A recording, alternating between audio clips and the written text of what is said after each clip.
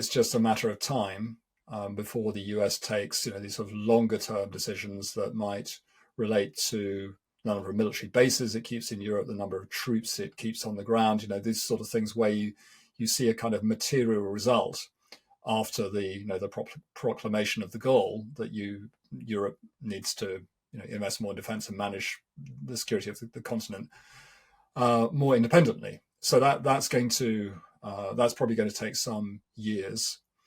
So they have to reckon with the fact that Donald Trump has 3 more years in the White House. Is he going to be a lame duck president in a year's time? And if he is, does he probably try to derive power or relevance from choosing his successor? I mean, could this be, another long drawn out form of The Apprentice? And he's, deciding between the different options.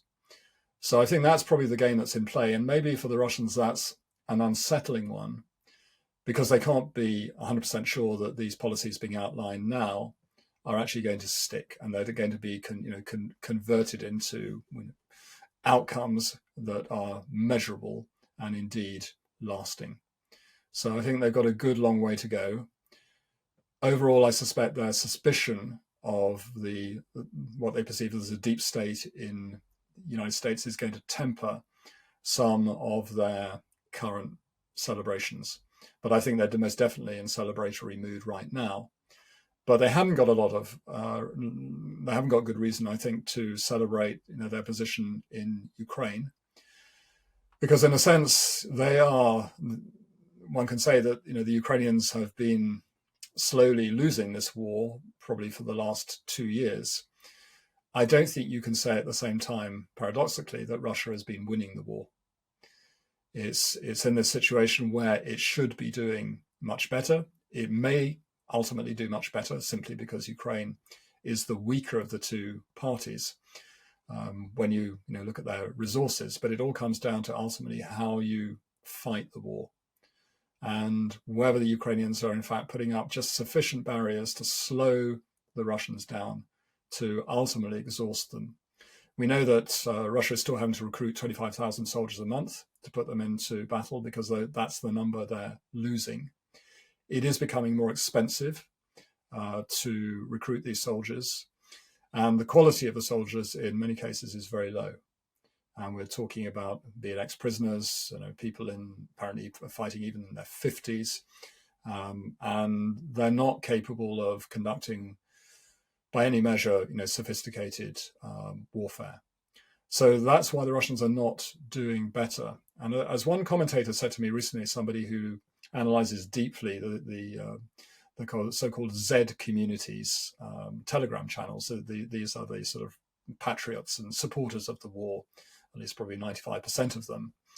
This person told me, a Russian analyst told me, the overall impression from reading all these posts and watching the videos was that the Russian army doesn't really want to win this war, because the major generals, the brigade generals responsible for this operation on the ground, are quite comfortable with a war of attrition because they're making money out of it. They don't have to take excessive risks.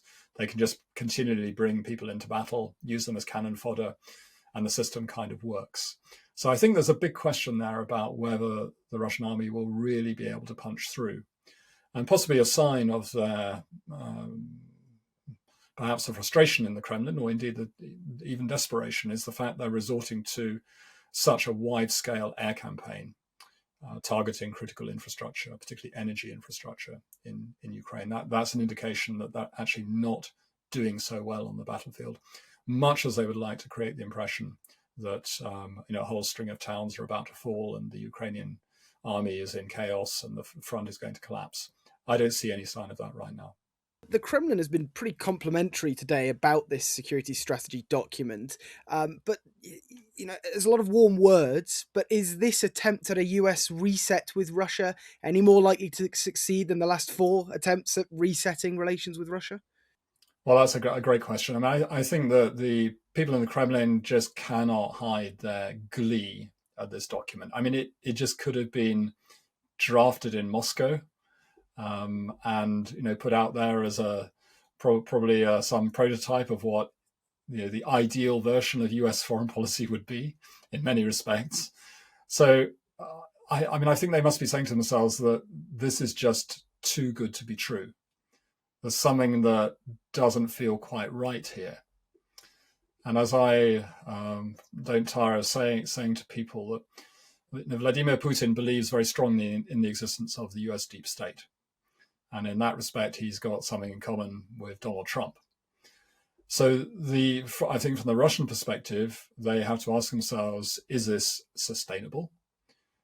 Are the Trump people going to be able to see it through? What point might they get real blowback? Could Trump be seriously weakened in next year's midterm elections?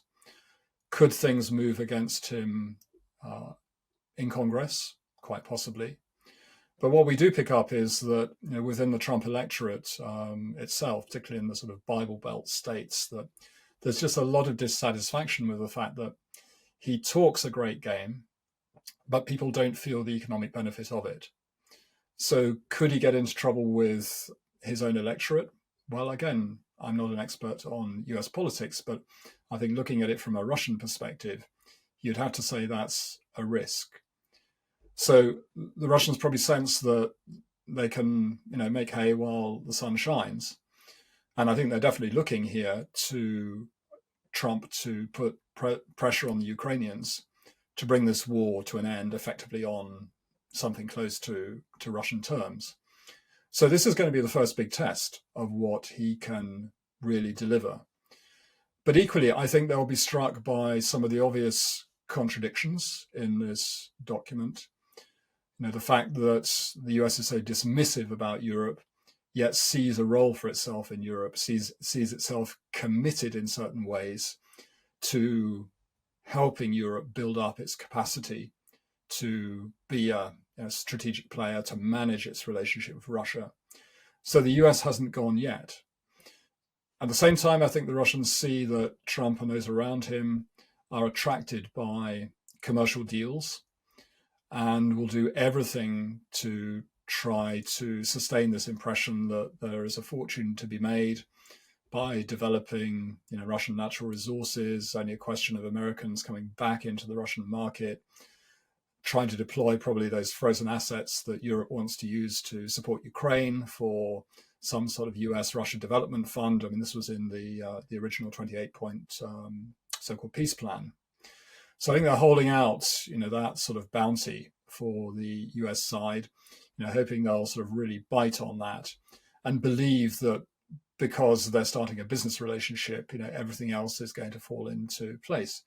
Which, if you think about it, is also, it wasn't so long ago that the Germans and others believed that, at a height of tension, a time of great tension, this was after the annexation of Crimea, the stabilization of eastern Ukraine in 2014, the Germans thought this was a good time, in fact, to expand their gas relationship with the Russians. And this idea that Russian ambitions could be tempered by business deals, and it was really a quite lucrative prospect for the Russian national gas company Gazprom to be supplying more volumes of gas directly to the European market. It didn't stop in any way Putin from embarking on this war. So could the Americans be lulled again into this sort of false sense of security that they've normalized the relationship with Russia, when in actual fact, Russia is pursuing its goals by other means, and this is a way of sort of neutralizing American influence possibly in Europe. And I'm interested in the picture that has kind of been painted there in the way this shapes up. I mean, what I'm interpreting from this, John, is that Ukraine, in their eyes, as we know, are pretty keen to see Putin's regime collapse. Inversely, the Kremlin then seems to fear that the Trump administration could collapse, and at the same time, Trump would quite like to see Zelensky gone, perhaps. Does the US have the skill to unpick that situation and create peace there, do you think? Do they have the diplomats to square that circle? I don't see them at the moment. I think the policy process is just too deeply flawed to make it happen. There are, of course, these sort of black swan, scenarios out there. One is that Putin slips on a banana skin tomorrow, which I have to say is very unlikely. The second is the Russian economy is going to get into great difficulty, and I really don't see any way that's going to happen. I mean, it's certainly hurting as a result of Western sanctions, the excessive investment in defense. We can see high inflation, we can see tax rises, we can see other symptoms of problems that are going to stall Russian growth as a dependency on China. But the economy is not going to fall over, and there are too many Western leaders at the moment who seem to think that, we just had this last round of sanctions, that's going to push the Russians over the edge. It's simply not. It's not going to happen. And by the same token, it doesn't look as much as Putin wants to believe that Ukraine is going to fall to pieces. This country continues to show unbelievable levels of resilience and courage. And although it is definitely running short of soldiers, which is a longer term worry, on the front lines, because the Russians have a significant numerical superiority there, it still feels that they can sustain this war of attrition for a good while, provided that they're getting from the European allies, they're getting weaponry and ammunition and other forms of support. But the really critical issue here, I think, for Ukraine is just the state finances. The country is going to run out of money in April next year unless it gets significant help from the European allies. And this is where the question of the frozen Russian sovereign assets in Europe, where it becomes a very critical issue. It's almost sort of litmus test, I think, of Europe's resolve. But overall, I'm still really very dubious about the ability of the Trump administration to bring this war to an end. And when I say end, they might get a peace deal, but it doesn't mean the war will end. And it's not so unusual for peace agreements to come unstuck if at least one side feels that it's an unjust peace. So I think that's the danger. This could be a war that smolders for many, many years if it's not properly fixed. You've been watching Frontline for Times Radio with me, Louis Sykes. For more on the war in Ukraine, you can subscribe to our YouTube channel, or you can also sign up for a membership where you'll get exclusive content and access to videos earlier than you would otherwise. And remember, for the latest news and analysis, you can read The Times at thetimes.com, or you can listen to Times Radio. And if you want to hear more from Frontline, you can also hear us in podcast form. Just look for Times Radio's Frontline wherever you get your podcasts. Thanks very much. Goodbye.